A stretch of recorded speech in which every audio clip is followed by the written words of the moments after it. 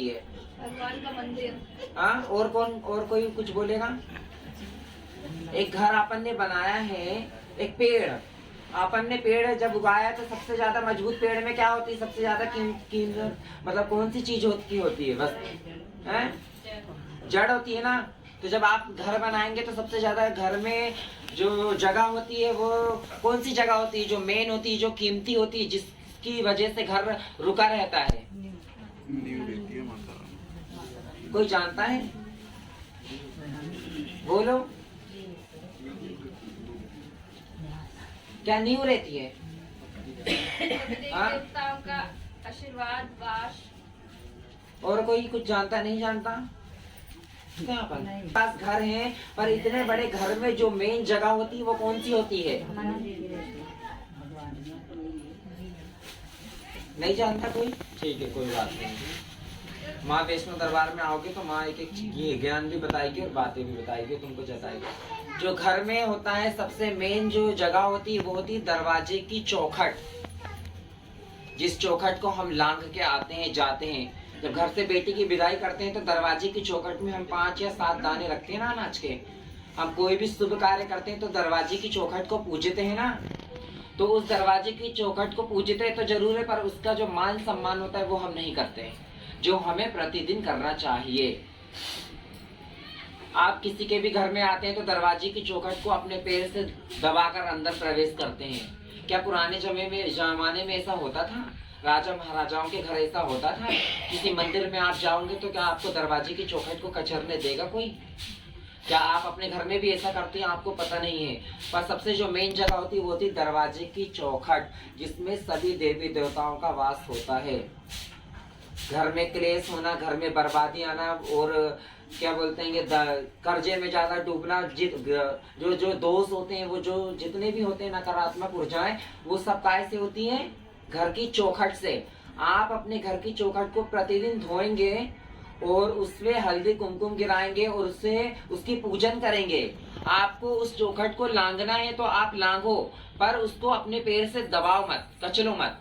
उससे अपने घर के देवता का अपमान होता है।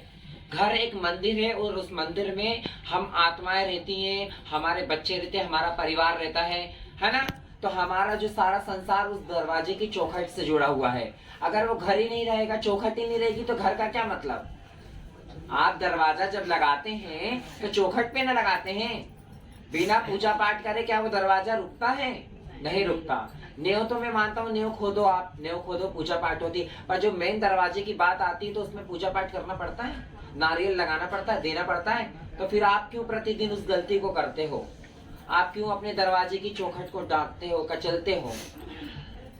सबसे बड़ा जो आप पाप कर रहे हो, सबसे बड़ा पाप यही कि आप अपने घर की दरवाजे की चौखट की पूजा नहीं कर रहे हो। और ऐसा कोई बच्चा नहीं है जो इस नियम का पालन करता है। तो आज से आप लोग अपने घर के दरवाजे की चौखट को धोगे, धोने के बाद हल्दी सिंदूर से उसे कोने कोने पे गिराओगे। उस शुक्रवार के दिन अपनी दरवाजे की चौखट पे घी का दीपक लगाओगे तो लक्ष्मी माँ आपके घर में प्रवेश करेगी, तो जिससे आपके घर में कभी धन की कमी नहीं होगी, आपके बच्चे गलत मार्ग पे नहीं जाएंगे और आपके घर में कभी भी दरिद्रता का वास नहीं होगा। और आप किसी दूसरे की दरवाजे की चौखट पे भी जाते हो तो कभी किसी की दरवाजे की चौखट को ढाकना नहीं है, नहीं तो उसके घर की जो दरिद्रता है वो आपके साथ आपके घर में प्रवेश कर जाएगी। इस बात को आप हमेशा याद रखें, ठीक है? तो जो गलती आपने पहले की वो ठीक है, पर अब आप कोई गलती ऐसी ना करें कि जिससे आपके ऊपर पाप चढ़े और आपका जो कल्याण होने की जगह आपके साथ कुछ गलत हो जाए, ठीक है? तो आपको प्रतिदिन अपने घर के दरवाजे की जो चौखट होती है उसे धोना है, फूलों से उसको सजाना है, रंगोली उसके ऊपर डालना है, दीपक उसके ऊपर लगाना है। कब लगाएंगे? जब बाहर से अपन अंदर की ओर आते हैं तो जो सीधा हाथ पड़ता है उस दिशा की ओर आपको दीपक लगाना है घी का, ठीक है? ये सभी बच्चों को करना है अपने घर पे। फिर आपको फर्क दिख जाएगा और आपको समझ में आ जाएगा कि हम पहले कैसे थे और अब कैसे हो गए। तो दूसरों के घर में भी आप जाएं तो दरवाजे की चौखट को ना मतलब कचलें, डांग जाओ उसको, पर उसके ऊपर पैर मत रखो, ठीक है? तो ये गलती आप कोई भी नहीं करेगा, ठीक है, अपने घर जाएंगे तो सभी अपने घर माँ के नाम लेकर दरवाजे की चौखट को धोएंगे और उसकी पूजा करेंगे। ठीक है, जिस घर में अपन रहते हैं वो घर एक मंदिर है, और मंदिर है तो मतलब अपन अपनी जिंदगी उस घर से जुड़ी हुई है। आने वाली पीढ़ियां हैं, जो जैसा आप नियम चलाओगे उसी नियम से आपके आने वाली पीढ़ियां चलेंगी। पहले के जमाने में जो कितना भी बड़ा घर हो, पर जो दरवाजा रहता था वो छोटा ही रहता था। सत्य है कि नहीं?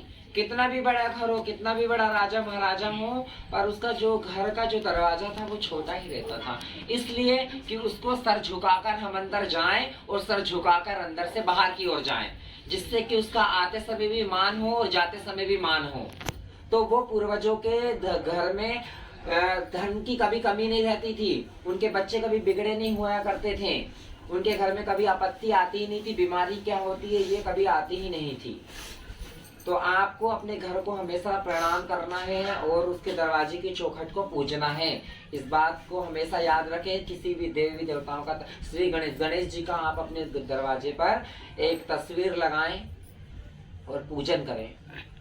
ठीक है, तो ऐसी गलतियां ना करें। आप हमेशा अपनी गलतियों, और आप अगर विजासन वैष्णो दरबार में आते रहेंगे तो आपको हर मंगलवार को एक नई नई बात माँ बताती रहेगी। ठीक है, तो ये आपके ऊपर है। मेरा तो काम है संगत को बताना, जितनी संगत आएगी वो पाएगी, जितनी नहीं आएगी वो नहीं पाएगी।